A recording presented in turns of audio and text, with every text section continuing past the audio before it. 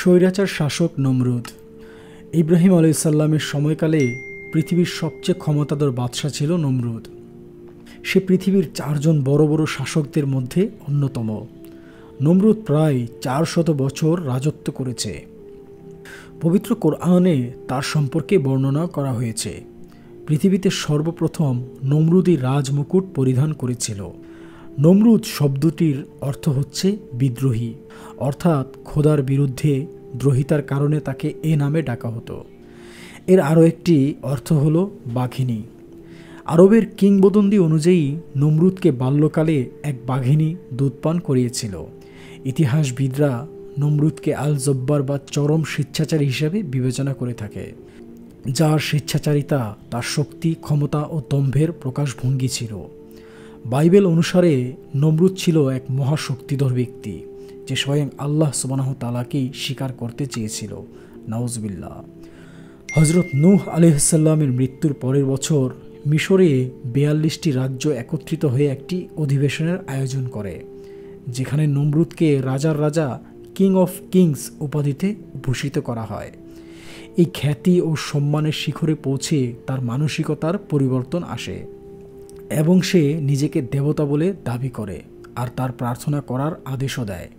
ঠিক তখন থেকেই প্রজারা তাকে উপাস্যরূপে তার পূজা ও অর্চনা করে। হজরত ইব্রাহিম আলাইহিসসালাম 10 বছর সবার আড়ালে এক গুহায় বসবাস করতেন। হয়তো নির্জনে বসবাস করার জন্য বাল্যকাল থেকেই হজরত ইব্রাহিম আলাইহিসসালাম প্রকৃতি এবং স্রষ্টাকে নিয়ে গভীরভাবে ভাবতে শুরু করেছিলেন। অবশেষে তিনি আসল স্রষ্টাকে চিনতে পারেন, আর সেজন্যই তার গোত্রের লোকদেরকে দেবদেবীর অসারত্ব দেখিয়ে দিতে একটি পরিকল্পনাও রচনা করেন।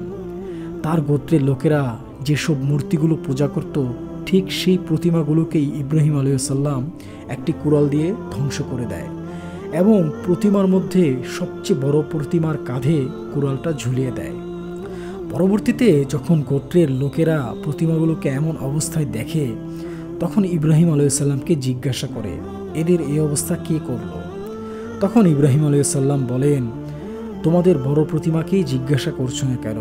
কুড়ালটা তো তার গলাতে ঝুলছে। একথা শুনে সবাই আরও বেশি ক্ষিপ্ত হয়ে বলে, এটা তো একটা প্রতিমা মাত্র, এটা কিভাবে বাকিদের ধ্বংস করবে? তখন প্রত্যুত্তরে ইব্রাহিম আলাইহিসসালাম বলেন, যেহেতু তোমরাই নিজেরা বলছো এটা নিষ্প্রাণ, তাহলে কেন এগুলোকে উপাসনা করো, যে নিজেই নিজেকে রক্ষা করতে ব্যর্থ? সবাই ইব্রাহিম আলাইহিসসালামের এমন যৌক্তিক উদাহরণ দেখেও নিজেদের বিবেককে খাটাতে ব্যর্থ হলো।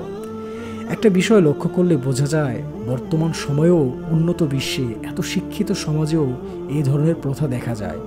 যদিও যার যার ব্যক্তিগত ব্যাপার হস্তক্ষেপ করা ইসলামে নিষিদ্ধ, তবুও মানুষ কতটা বোকা আহাম্মক হলে এমন নিষ্প্রাণ বস্তু পূজা অর্চনা করে। যাই হোক, সবাই তাদের পূর্বপুরুষদের এমন প্রথাকে অমান্য করতে নারাজ ছিল। তাই ইব্রাহিম আলাইহিসসালামকে বন্দী করা হয়, নমরুদের দরবারে নিয়ে গেল। তাকে জিজ্ঞাসা করা হয়, হে ইব্রাহিম, তোমার রব কে? তিনি জবাব দিলেন, যিনি এক, যার কোনো শরিক নেই, যিনি আরশের অধিপতি। নমরুদ রেগে গিয়ে তার লোকদেরকে বলল, একটি অগ্নিকুণ্ড তৈরি করো আর তাকে জ্বলন্ত আগুনে ফেলে দাও, আর পাহারা দাও যেন তার কোনো সাহায্যকারী তাকে সাহায্য করতে না আসে। নমরুদ বাহিনীরা এক জায়গায় লাকড়ি জোগাড় করে সেগুলোতে তেল ও ঘি ঢেলে তাতে অগ্নি সংযোগ করল। 7 দিন পর্যন্ত পূর্ণ অগ্নিকুণ্ড তৈরি হলো। কিন্তু সমস্যা হলো, হজরত ইব্রাহিম আলাইহিসসালামকে আগুনে নিক্ষেপ করার জন্য কেউ আগুনের ধারে কাছে পৌঁছতে পারছিল না। এ সময় ইবলিস পর্যটকের ছদ্মবেশে সেখানে পৌঁছে চরক গাছ বা ক্যাটাপল্ট তৈরির একটি পরামর্শ দিল। ইবলিসের পরামর্শে একটি চরক গাছ বা ক্যাটাপল্ট তৈরি করা হলো এবং তাকে আগুনে নিক্ষেপ করার জন্য যখন আগুনের সামনে নিয়ে গেল, হজরত ইব্রাহিম আলাইহিসসালাম আল্লাহর উপরে পুরোপুরি তাওয়াক্কুল রাখলেন এবং আগুনে নিক্ষেপের সময় তিনি বললেন, হাসবি আল্লাহু ওয়া নি'মাল ওয়াকিল। ফলে মহান আল্লাহ সুবহানাহু তাআলা আগুনকে নির্দেশ দেন, হে অগ্নি, তুমি হজরত ইব্রাহিমের জন্য শীতল ও নিরাপদ হয়ে যাও। সূরা আম্বিয়া আয়াত 69। হজরত ইব্রাহিম আলাইহিসসালাম 40 দিন পর্যন্ত অগ্নিকুণ্ডে ছিলেন আল্লাহর হুকুমে তিনি সম্পূর্ণ সুস্থ অবস্থায় অগ্নিকুণ্ড থেকে বেরিয়ে এসেছেন। অতঃপর মহান আল্লাহ সুবহানাহু তাআলাকে হত্যার উদ্দেশ্যে নমরুদ ও তার সেনাপতি প্রস্তুত হয়ে সিন্ধুকে আহরণ করে ঊর্ধ্বপানে উড়ে চলল। ঊর্ধ্ব আকাশে যখন পৌঁছালো, এরপর নমরুদ তীর নিক্ষেপ করার প্রস্তুতি নিল। তারপর একের পর এক তীর তারা উপরের দিকে নিক্ষেপ করতে লাগলো। সে সময়ে মহান আল্লাহ সুবহানাহু তাআলা হযরত জিবরাইল আলাইহিস সালামকে বলেন, আমার এই বান্দা যেন নিরাশ না হয়। মহান আল্লাহর এই কথা শুনে হযরত জিবরাইল আলাইহিস সালাম তীরের মাথায় রক্ত লাগিয়ে তা ফেরত পাঠিয়ে দিল, যাতে নমরুদ বুঝতে পারে যে সে হযরত ইব্রাহিম আলাইহিস সালামের খোদাকে হত্যা করতে পেরেছে। তীর নিক্ষেপ শেষ হলো। নমরুদ পৃথিবীর বুকে ফিরে আসে। মাটিতে অবতরণ করার পর নমরুদের রক্ষীরা নিক্ষিপ্ত তীরগুলো কুড়িয়ে এনে দেখল, যেগুলো পাওয়া গেল তার মধ্যে সবই রক্তে রঞ্জিত ছিল। নমরুদ রক্তমাখা তীরগুলো দেখে আনন্দে আত্মহারা হয়ে গেল এবং বলে উঠল, নিশ্চয়ই আমি হযরত ইব্রাহিম আলাইহিস সালামের খোদাকে এবং স্বর্গের বাসিন্দাদের হত্যা করতে সামর্থ্য হয়েছি, এবং তার সাক্ষ্য বহন করে এই তীরে থাকা রক্তগুলোই।